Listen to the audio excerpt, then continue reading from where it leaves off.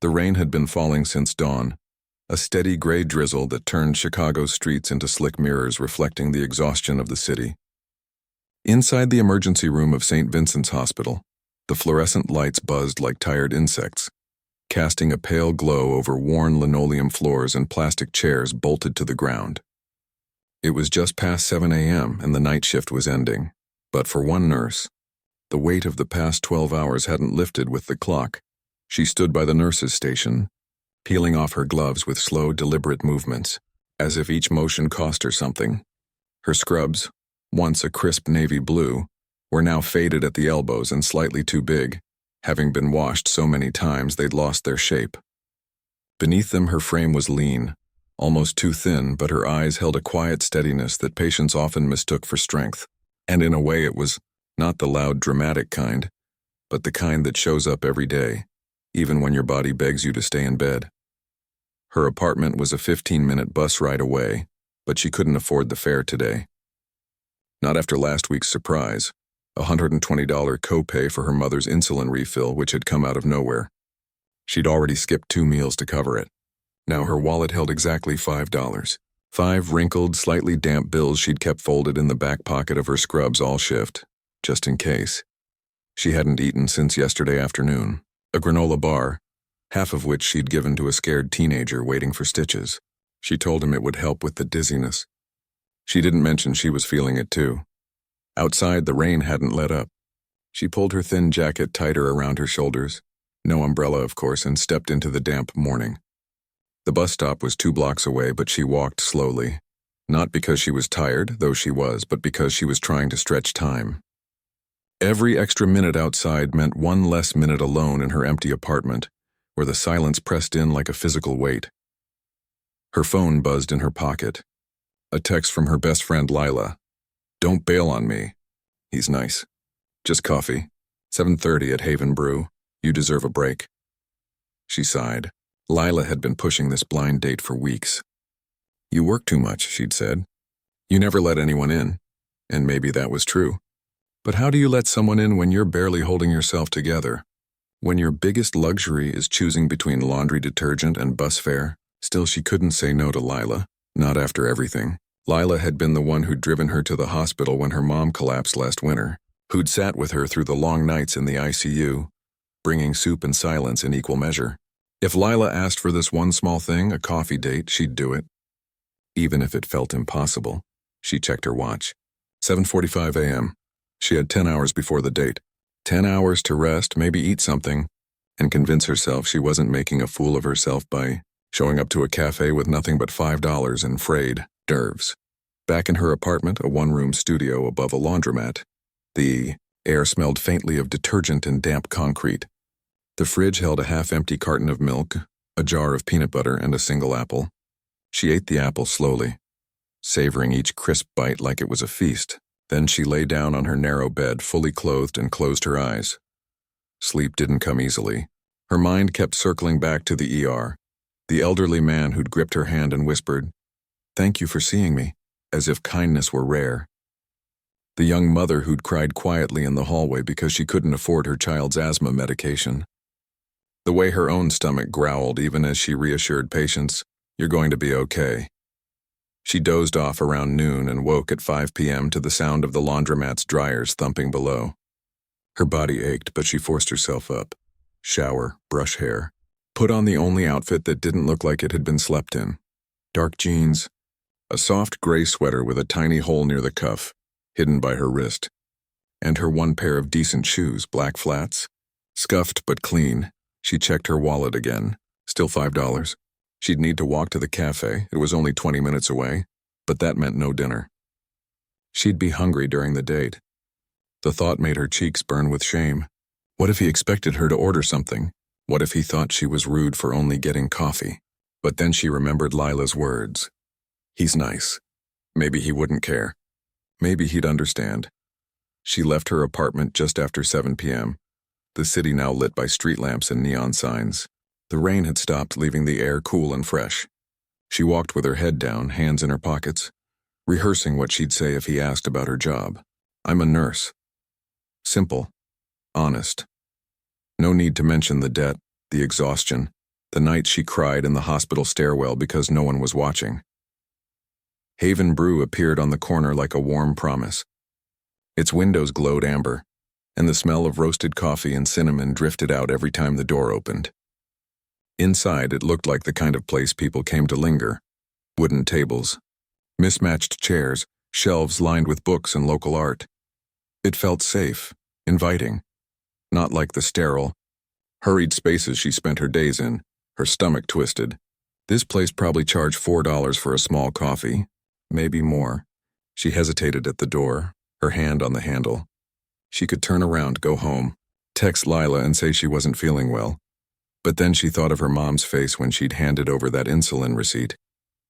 The quiet pride in her eyes when she said, "You're my strong girl." She wasn't going to back out now. She stepped inside, the warmth wrapped around her like a blanket. Soft jazz played in the background. A few people sat alone with laptops. A couple laughed quietly in the corner. Behind the counter, a barista with a friendly smile asked, "What can I get started for you?" Her throat went dry. She glanced at the menu board above the register. Small black coffee, $4.75. Relief and panic hit her at once. She could afford it. Barely. But that would leave her with 25 cents. No room for a tip. No room for anything else. "I'll have a small black coffee, please," she said, her voice steadier than she felt. The barista nodded and rang it up. She pulled out her $5 bill, her fingers trembling slightly. The barista took it, gave her 25 cents in change, and handed her a paper cup with a sleeve. "Name for the order?" "Oh, just..." "Leave it blank," she said, managing a small smile. She found a small table near the window, set her coffee down, and waited, her hands wrapped around the cup, drawing warmth into her bones. She watched the street outside, people hurrying home, couples holding hands, a street musician packing up his guitar. Normal life. The kind she used to imagine she'd have. At 7:32, the door opened again. A man walked in, tall, early 30s, wearing a simple button-down shirt and dark jeans. He scanned the room, then his eyes landed on her. He smiled, not too wide, not too eager, just kind. "You must be Lila's friend," he said, approaching. She stood quickly, nearly knocking over her coffee. "Yes, hi, I'm..." "The nurse," he finished gently. "Lila told me a little." "I'm Daniel." They shook hands. His grip was firm but not overpowering. He sat across from her, ordered a tea from the counter, and came back without making a show of it. No expensive watch. No flashy phone. Just a man who seemed genuinely glad to be there. "So," he said, stirring his tea, "Lila said you work in the ER. That must be intense." She nodded, relaxing just a fraction. "It is, but it's also where I feel most useful." He listened as she talked about the chaos, the heartbreak, the small victories. He didn't interrupt. Didn't try to impress her with stories of his own. Just asked thoughtful questions. "What's the hardest part? Do you ever get used to it?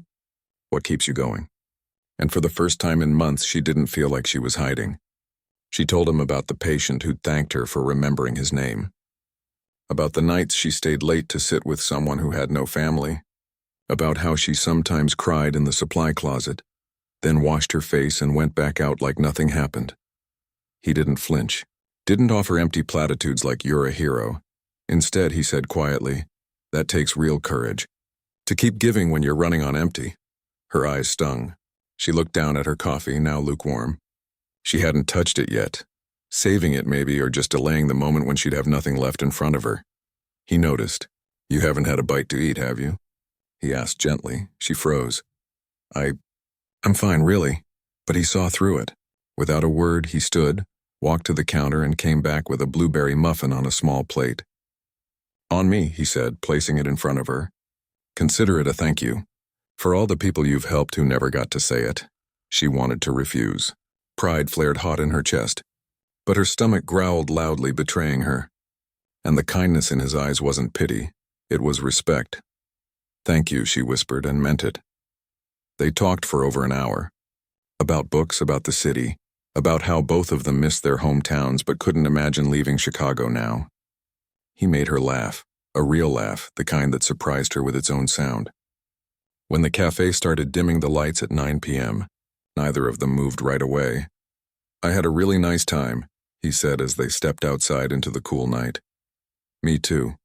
she admitted, surprised by how true it felt. They said goodnight on the sidewalk. No awkward hug, no pressure, just a quiet promise to talk soon. She walked home slowly, the muffin's sweetness still on her tongue, her heart lighter than it had been in years. For the first time in a long time, she didn't feel alone. Back in her apartment, she placed the 25 cents on her nightstand, next to a photo of her and her mom at the lake. Years ago, before the illness, before the bills, before the world got so heavy she didn't know it yet, but that $5 coffee had just changed everything. The next morning came too soon. Sunlight slipped through the thin curtains of her studio apartment, painting stripes across the floor like someone had drawn them with chalk. She woke with her neck stiff from sleeping in yesterday's clothes, but something felt different. Lighter. Not because her problems had vanished, they hadn't, but because for a few hours last night, she hadn't felt like she was carrying them alone. She sat up slowly, rubbing her eyes. The 25 cents from last night still sat on the nightstand, glinting in the morning light. Next to it, the crumpled paper sleeve from the coffee cup. She picked it up, smoothed it out, and smiled faintly. It wasn't just coffee. It was proof that kindness still existed in unexpected places. Her phone buzzed on the pillow beside her. A message from Lila. So, don't leave me hanging. Did you go? Was he weird? Tell me everything. She typed back, fingers moving slowly. He was really nice. We just talked. For hours. Lila replied instantly. Told you, also, he works in business. Owns something small, I think. Coffee related? Anyway, he seemed sweet. And he asked about you like he actually cared. She frowned. Coffee related? She hadn't noticed anything like that. He hadn't mentioned owning a shop or a company. He just seemed like a person. A quiet, thoughtful person who listened more than he spoke. She got up, stretched, and made herself a cup of instant coffee. Cheap, bitter, but hot. As she sipped it, she replayed the night in her head. The way he'd leaned forward. When she talked about a patient who'd slipped her a handwritten note that just said, "You matter." The way he'd laughed at her terrible joke about hospital jello. The way he hadn't once checked his phone, it felt real. And that scared her a little, because real things could break. She had a shift starting at noon, so she showered, pulled her hair into a neat bun, and put on her scrubs. Before leaving, she tucked the 25 cents into her pocket, not because she needed it, but because it reminded her that even when you think you have nothing left, sometimes the universe hands you a little grace. At the hospital, the day unfolded like most others, chaotic, exhausting, full of small emergencies that somehow never felt small to the people living them. She helped stitch up a construction worker's arm, calmed a child having an asthma attack, and held the hand of an elderly woman who kept asking for her daughter, who wouldn't arrive for another 3 hours. Through it all, she moved with quiet efficiency, the kind that came from years of practice and a deep, unspoken promise to never look away from someone in pain. But her mind kept drifting back to the cafe, to the warmth of the room, the smell of fresh bread, the sound of his voice when he said, "You deserve to be seen." By the time her shift ended at midnight, her feet ached and her back felt like it had been twisted into a knot. But instead of heading straight home, she found herself walking in the opposite direction, toward Haven Brew. She told herself it wasn't because she hoped to see him again. Just, she wanted to thank him properly, for the muffin, for the conversation, for making her feel human again. The cafe was closed, of course. The lights were off, chairs stacked on tables, the door locked. She stood on the sidewalk for a moment, feeling foolish. What had she expected? That he'd be waiting? That life worked like a movie? She turned to leave, then stopped. Through the glass near the register was a framed photo on the wall. She squinted. It showed a group of people cutting a ribbon in front of the cafe, and there, front and center, smiling in a dark suit, was the man from last night. Next to him, a banner read, "Haven Brew Grand Opening, founded by Daniel Chen." Her breath caught. She stepped closer, pressing her palm against the cool glass. There was no mistaking it. That was him. The same eyes, the same quiet smile. But in the photo, he wasn't just Daniel, he was the owner. The founder. The CEO. Her stomach dropped. All those hours they'd talked, and he never said a word. Not even a hint. She'd sat there in her worn sweater, confessing how hard it was to afford bus fare, while he owned an entire business, probably more than one. Given how clean and well-run the place looked, Humiliation burned in her chest. Had he been laughing inside? Watching her struggle over a $5 coffee while he counted profits? Had this been some kind of game to him? A rich guy slumming it for an evening of real conversation? She turned away quickly, walking fast, then faster, until she was almost running down the street. Tears stung her eyes, but she blinked them back. She wouldn't cry over this. She'd been through worse. Back in her apartment, she sat on the edge of her bed, staring at the wall. The kindness she'd felt last night now felt like a trick, a performance. How could she have been so naive? But then another thought crept in. Quiet, stubborn. He didn't act like someone pretending. He hadn't shown off, hadn't name-dropped, hadn't even corrected her when she assumed he was just another city worker scraping by. If anything, he'd seemed relieved to be talking to someone who didn't care about his title. Still, the doubt lingered. People like him didn't usually sit across from people like her unless they wanted something, or unless it was a story they could tell later. I once dated a nurse who didn't even know I owned the place. She tossed and turned all night, caught between anger and confusion. The next morning, she forced herself to go to work. Routine was her anchor. In the ER, titles didn't matter. Pain didn't care how much money you had.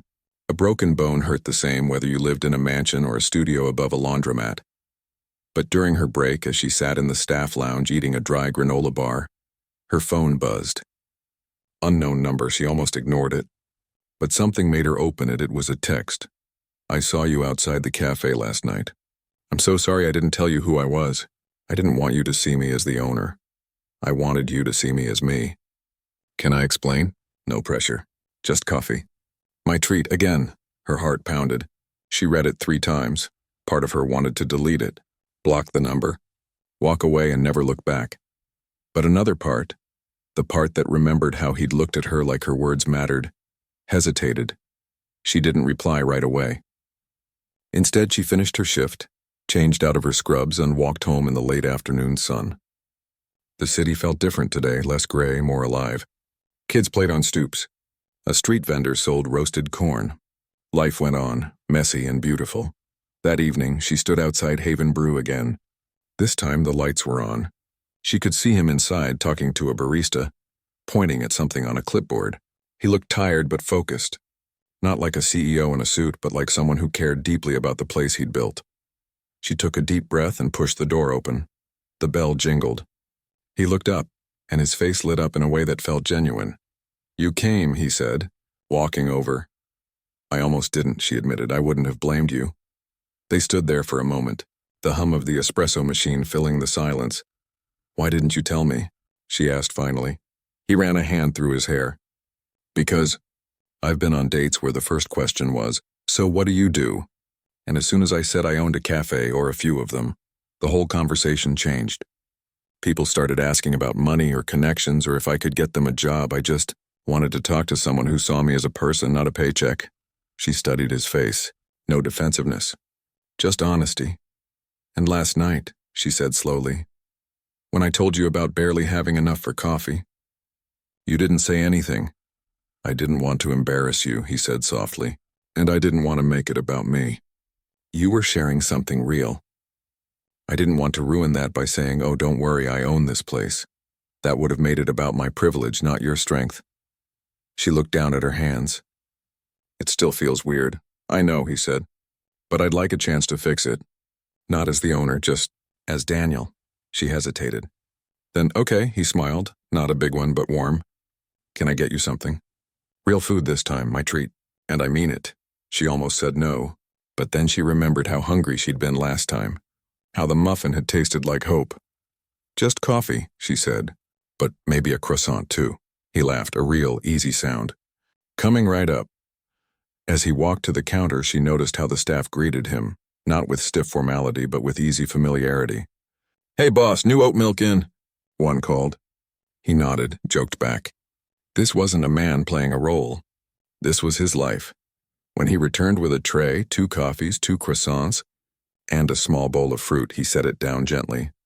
I started Haven Brew 10 years ago, he said, not looking at her, stirring his coffee. I was working 2 jobs, sleeping on a friend's couch. My first location was half the size of this one. I maxed out 3 credit cards just to buy the espresso machine. She looked at him, surprised. I know what it's like to count every dollar, he continued. I still do in a way. Running a business isn't all profit. Some months I barely break even, but I built this place because I wanted it to feel like home, for people who needed a quiet corner, a warm drink, a moment of peace. He finally met her eyes. When I saw you walk in last night, tired but still kind, I didn't see someone struggling. I saw someone who gives everything to others and forgets to take care of herself. Her throat tightened. I'm not asking for anything, he said, not even another date. But if you're willing, I'd like to get to know you. The real you. Not the nurse, not the poor girl, just you. She took a bite of the croissant, flaky, buttery, perfect. And for the first time, she didn't feel ashamed for accepting it. They talked for hours again. This time he shared more. About losing his dad young. About how he'd wanted to be a teacher but switched paths after the recession. About how he still volunteers at a free clinic on weekends. She told him about her mom's illness. About the guilt of not being able to do more. About how nursing wasn't just a job. It was a promise she'd made to herself long ago. Outside, the sky turned from orange to deep blue. The cafe emptied, then closed. But the owner, Daniel, just flipped the sign to closed and kept the lights on. When it was finally time to go, he walked her to the bus stop even though she insisted she was fine. You don't have to do that, she said. I know, he replied, but I want to. At the stop, under the yellow glow of the street lamp, he didn't try to kiss her or make promises. He just said, thank you for giving me a second chance. She nodded. Thank you for seeing me. As the bus pulled up, she stepped on, found a seat by the window, and watched him stand there until the bus turned the corner. That night, back in her apartment, she didn't feel ashamed. She didn't feel used. She felt seen. And for someone who spent her days caring for strangers while quietly disappearing into her own struggles, that was worth more than any amount of money. She placed the croissant wrapper on her nightstand next to the coffee sleeve and the 25 cents. 3 small things, but together they felt like the beginning of something new.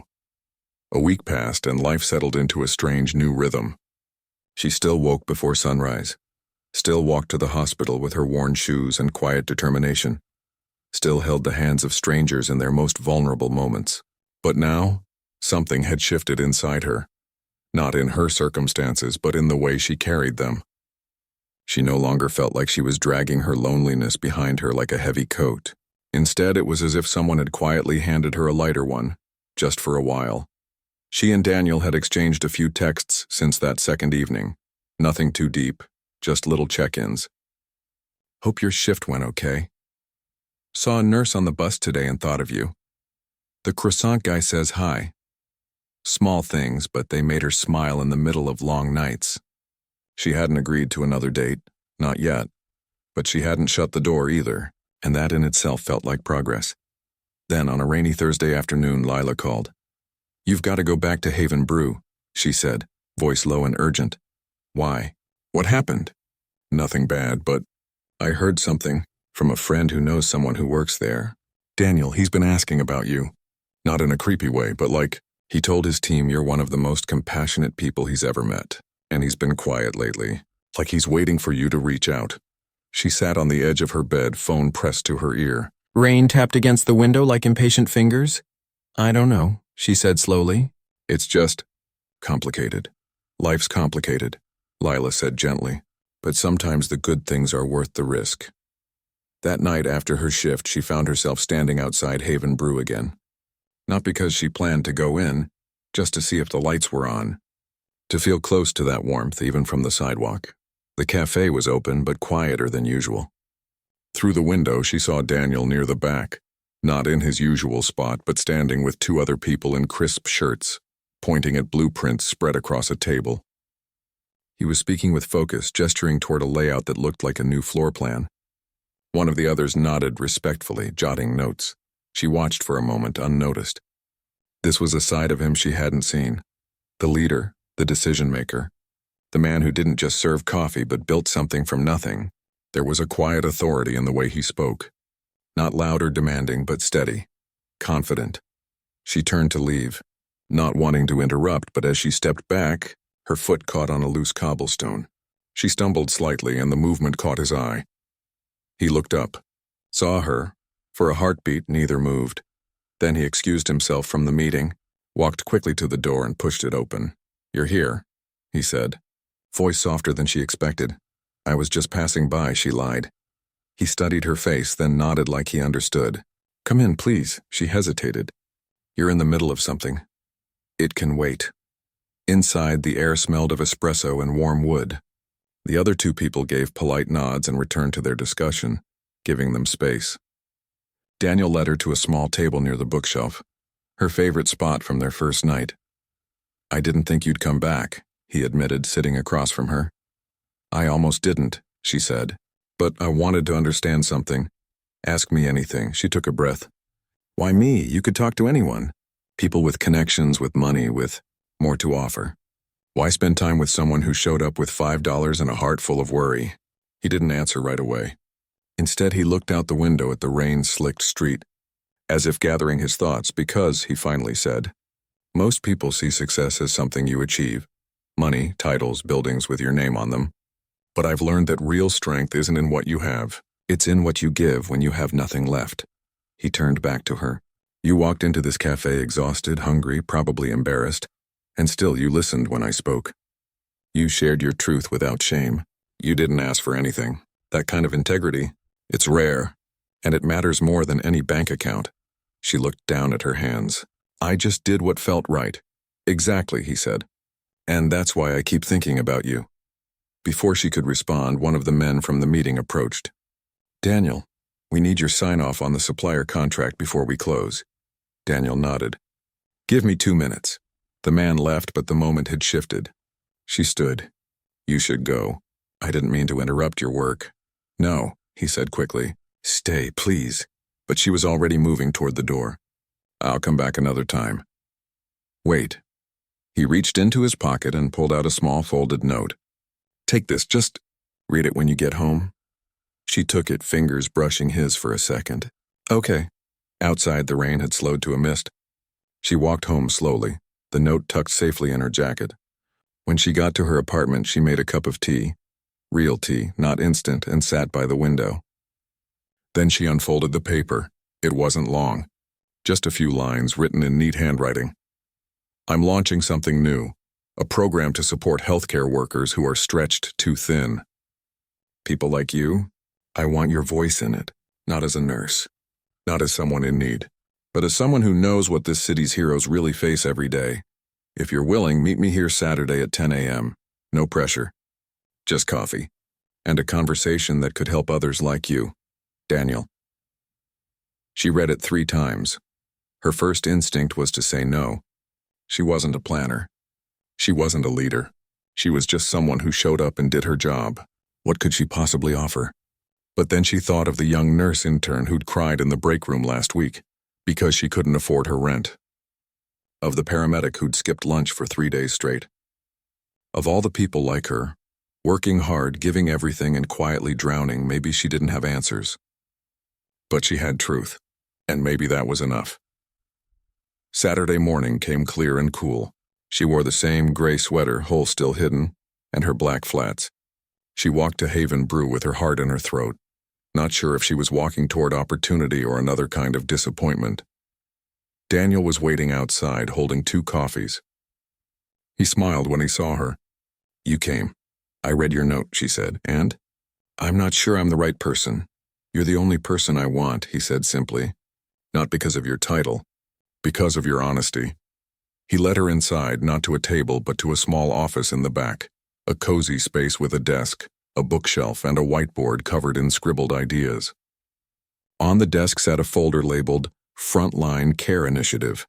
"This is just an idea right now," he said, opening it. "But I've seen how hard healthcare workers push themselves.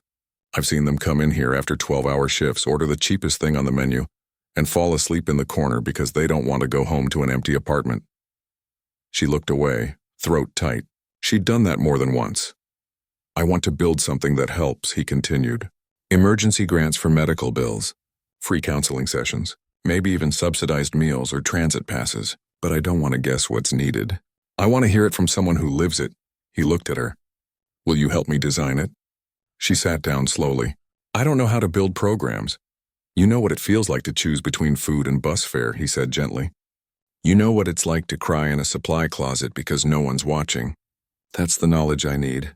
She thought for a long time. Then, okay, but only if it's real. Not just a charity photo op. It won't be, he promised. This will be built by people like you for people like you. They spent the next 2 hours talking, really talking.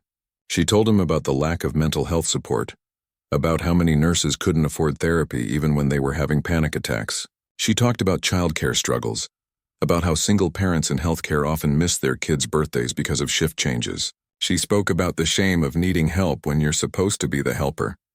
He listened, took notes, asked questions, never interrupted, never offered quick fixes.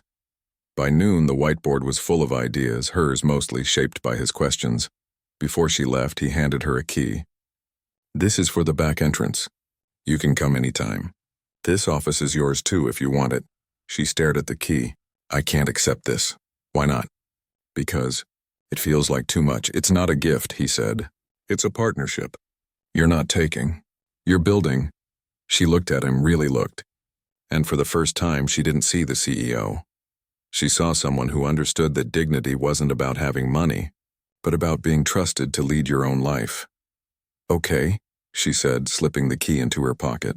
But I'm not doing this for you. I know, he said, smiling. You're doing it for them. As she walked home that day, the city felt different again, not because anything had changed on the outside, but because something had shifted inside her. She wasn't just surviving anymore. She was being asked to help others survive too, and that felt like hope with purpose. That night, she placed the key on her nightstand next to the coffee sleeve, the croissant wrapper, and the 25 cents. 4 small things. But together, they were starting to build something real. The key sat on her nightstand for 3 days before she used it. Not because she didn't want to, she did, but because it felt too big, too real. Like accepting it meant stepping into a version of herself she wasn't sure she was ready to become. She was used to being the one who helped quietly, invisibly, without expecting anything in return. Now someone was asking her to stand up, speak out, and help shape something that could change lives, including her own. On the 4th morning, she woke before her alarm, the gray light of dawn filtering through her thin curtains. She made her usual instant coffee, but this time, she didn't drink it standing over the sink. She sat at her tiny table, the key in her palm, cool and solid. She thought about the young nurse from the ER who'd missed her sister's wedding because she couldn't afford to take unpaid time off. She thought about the paramedic who'd sold his guitar to pay for his daughter's braces. She thought about all the people who gave everything to keep others alive while quietly letting their own dreams go quiet. If this idea could help even one of them, wasn't it worth trying? She got dressed, tucked the key into her pocket, and walked to Haven Brew before her shift. The city was still waking up, delivery trucks rumbling, bakers unlocking shop doors, street sweepers humming down the block. When she reached the cafe, she went around back, found the unmarked door, and turned the key. It opened with a soft click. Inside, the office was just as she remembered, warm, quiet, filled with the faint scent of coffee beans and old paper. She sat at the desk and opened the folder Daniel had given her. Inside were rough outlines of the program, budget estimates, potential partners, a list of hospitals and clinics they might reach out to. But the pages were mostly blank where it mattered, the part that needed her voice. She pulled out a notebook, the same one she used to jot down patient care notes, and began to write. Not polished ideas, not corporate language, just truth. Most of us don't ask for help because we're afraid people will think we're weak. But we're not weak, we're tired. And tired isn't the same as broken. She wrote about how a $50 grocery gift card could mean a week of real meals. How a free therapy session could be the difference between showing up to work and breaking down in the parking lot.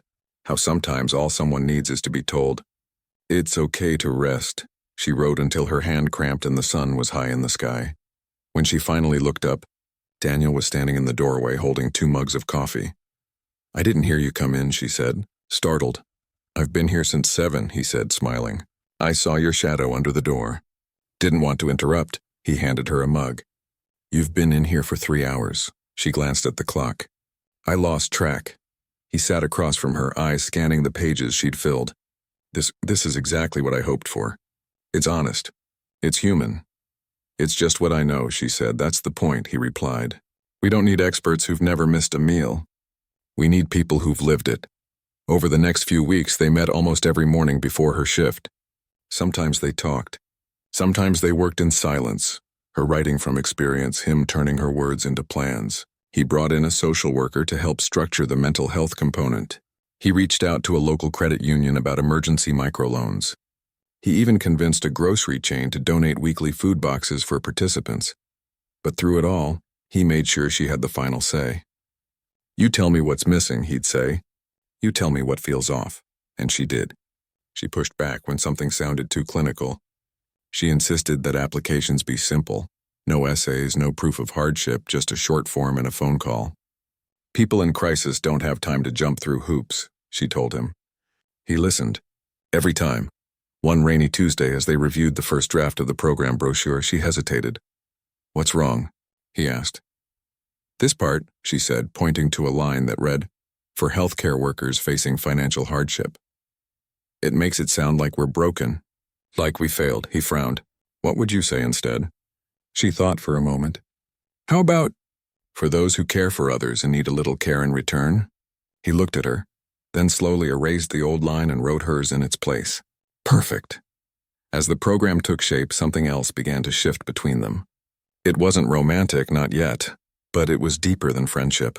They'd built something together, brick by honest brick, and that created a kind of trust that didn't need grand gestures. He'd bring her soup when she had a cold. She'd leave notes on his desk with ideas she'd had during night shifts.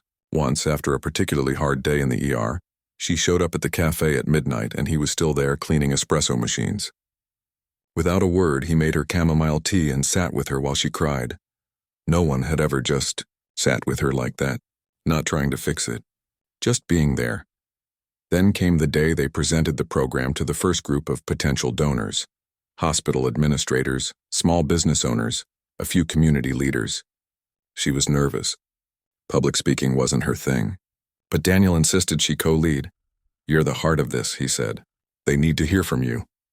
So she stood beside him in a small conference room above a bookstore, her hands trembling slightly, and spoke. Not from a script, but from her life. She told them about choosing between her mother's medicine and her own lunch, about watching colleagues burn out because there was no safety net, about how pride often kept good people from asking for help, even when they were drowning. When she finished, the room was quiet. Then one woman, a retired nurse, stood up and clapped. Soon everyone was applauding. Afterward, a man in a suit approached her. My daughter's a nurse, he said, voice thick. She's been struggling. I didn't even know. Thank you for saying it out loud. That night, walking home, she felt lighter than she had in years. Not because the program was approved, it was, with enough funding to launch in 3 months, but because she'd finally used her pain for something good. A few days later, Daniel met her after her shift. They sat on a bench in a nearby park, the city lights flickering around them. I've been thinking, he said slowly. When this launches, I'd like you to run it. She stared at him. Me, but I'm not a manager. I don't know how to lead a team. You already are, he said. You've shaped every part of this. You've interviewed potential partners. You've designed the support system. You understand the people we're trying to reach better than anyone. This isn't about titles. It's about trust. She looked down at her hands. What about my nursing job? You wouldn't have to quit, he said. We'd pay you fairly, enough to cover your bills, maybe even start saving. You'd still be helping healthcare workers. Just in a different way, she thought about it. Really thought. Nursing was her identity, but this felt like an extension of it. Like she could help not just one patient at a time, but dozens, maybe hundreds. Okay, she said finally. But only if you promise this stays true to what we built.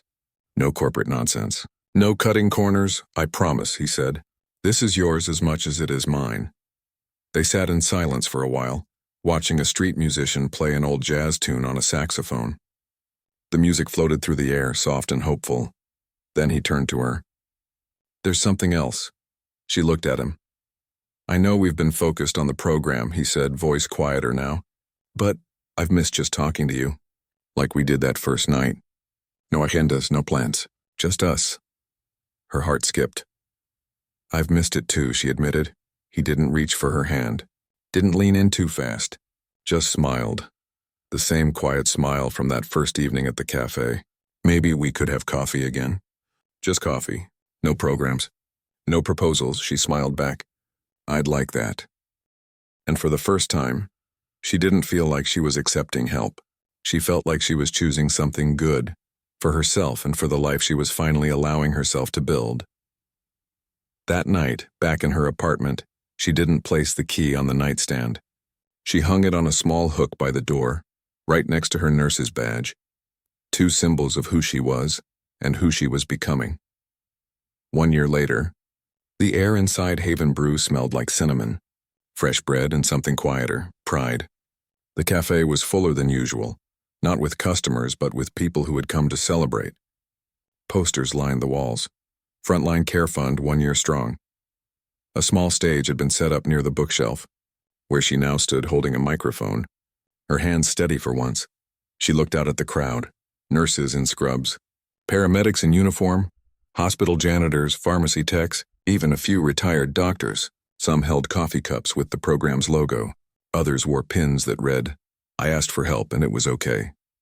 In the front row, her mother sat, healthier now, her eyes bright with tears she kept blinking away.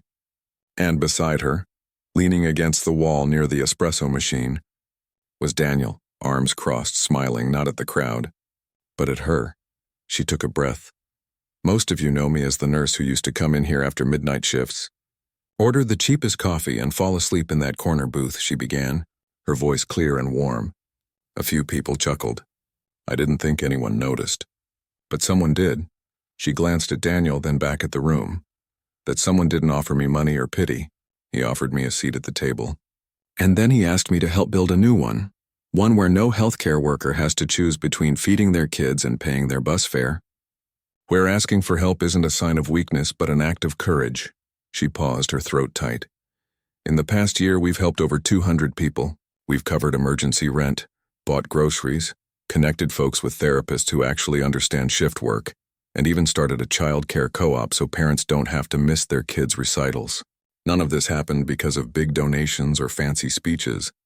It happened because real people spoke up and because someone finally listened. Applause rose, soft at first, then louder.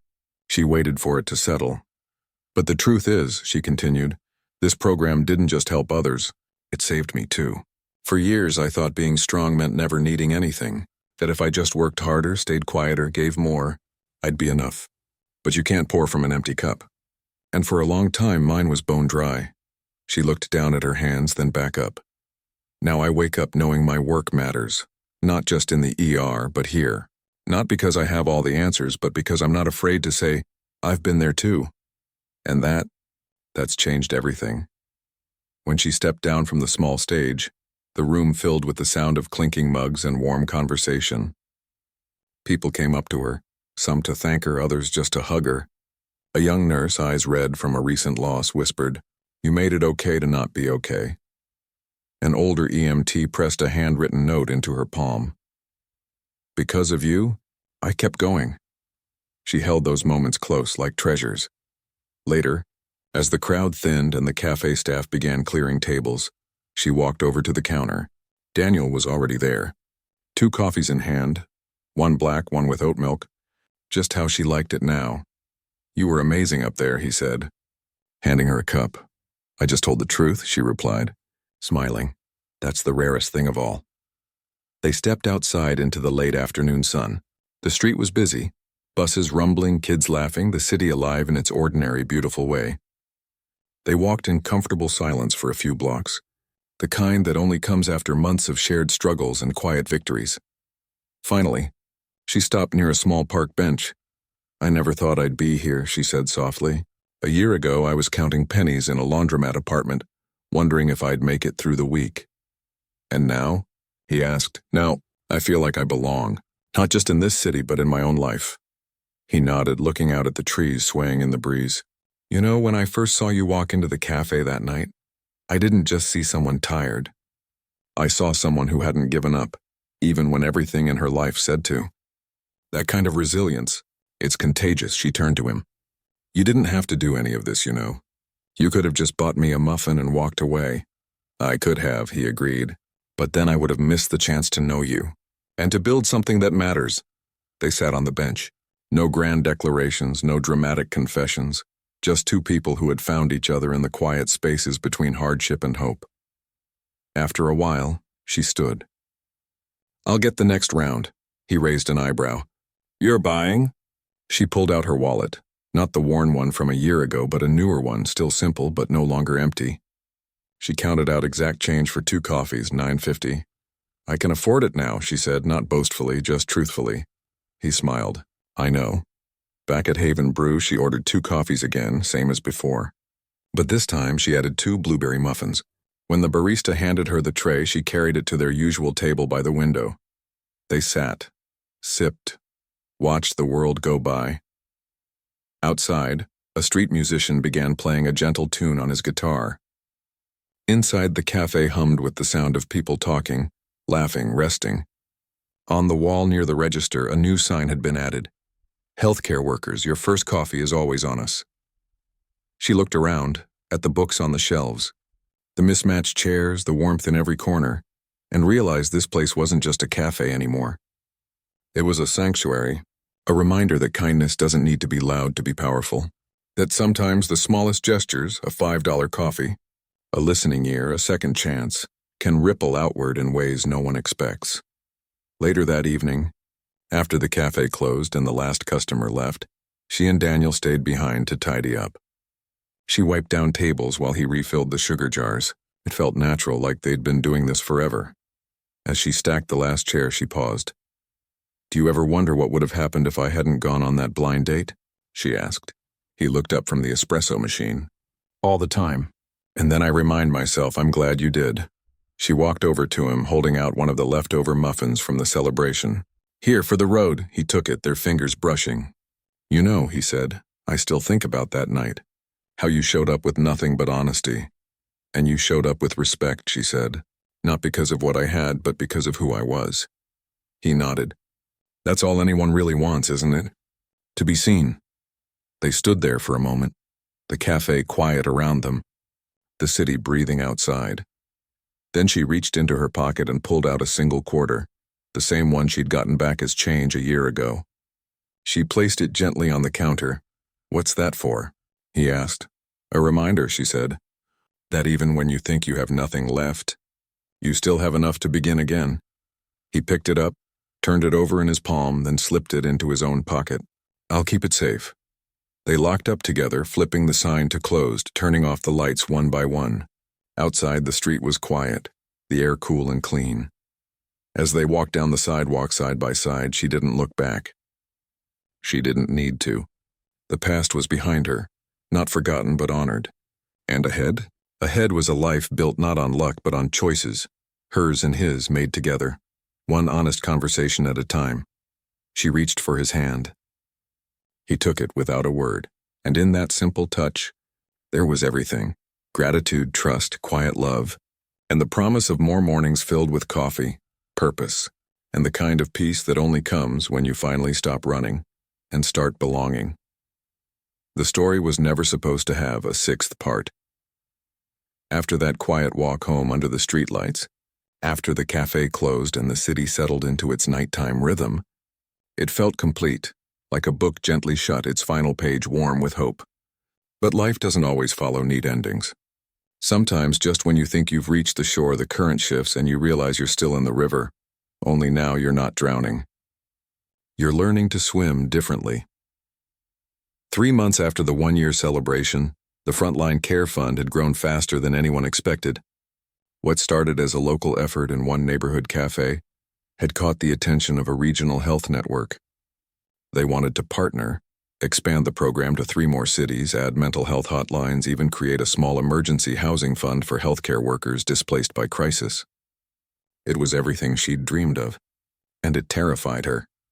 Because with growth came decisions she wasn't sure she was ready to make. Should they hire staff? How would they keep the program personal if it served thousands instead of hundreds? Would it still feel like a hand reaching out in the dark? Or just another system with forms and waiting lists? She brought these worries to Daniel one rainy afternoon. Sitting in their usual corner of Haven Brew, steam rising from their mugs. I don't want to lose what we built, she said, stirring her coffee absently. What if it becomes corporate? He leaned forward, elbows on the table. Then we make sure it doesn't. You're the compass. As long as you're guiding it, it'll stay true. But what if I'm not enough? The words slipped out before she could stop them. He didn't laugh. Didn't offer empty reassurance. He just looked at her, really looked, and said, You've already done more than enough. But you don't have to do it alone. That night she called a meeting, not with donors or administrators, but with the people the program had helped. Nurses, EMTs, lab techs, even a hospital security guard who'd used the fund to fix his car after it broke down on a night shift. They gathered in the back room of the cafe, chairs pulled into a circle, mugs in hand. I need your help, she told them. We have a chance to grow, but I don't want to grow in a way that forgets why we started. What followed was 2 hours of raw, honest talk. One nurse suggested a peer review panel. People who'd received help could help decide who got support next, so it stayed human. A paramedic proposed a storytelling project. Real voices, real struggles, shared anonymously to remind everyone they weren't alone. The security guard, quiet until then, said simply, Just keep it kind. That's all. By the end of the night, they had a plan. Not perfect, but theirs. And for the first time, she understood. Leadership wasn't about having all the answers. It was about creating space for others to bring theirs. The expansion launched 6 months later. Not with press conferences or ribbon cuttings, but with handwritten welcome packets and phone calls from people who'd once been on the receiving end. In each new city, a local cafe or community center became a haven hub, a place to grab a free coffee, talk to a peer supporter, or just sit quietly for a few minutes between shifts. She traveled to each one, not as a director, but as a listener. In Detroit, she sat with a young respiratory therapist who cried when she realized she could finally afford her insulin. In Atlanta, she shared a meal with a group of night shift nurses who'd formed a carpool through the program.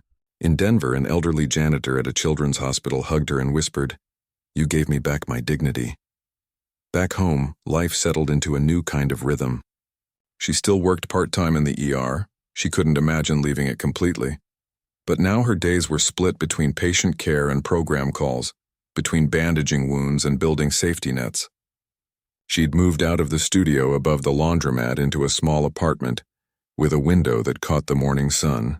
Her mother lived nearby now, her health stable, her laughter returning like a song she'd almost forgotten. And Daniel, he was still there, steady, quiet, never pushing, always present. They didn't rush into labels or grand gestures.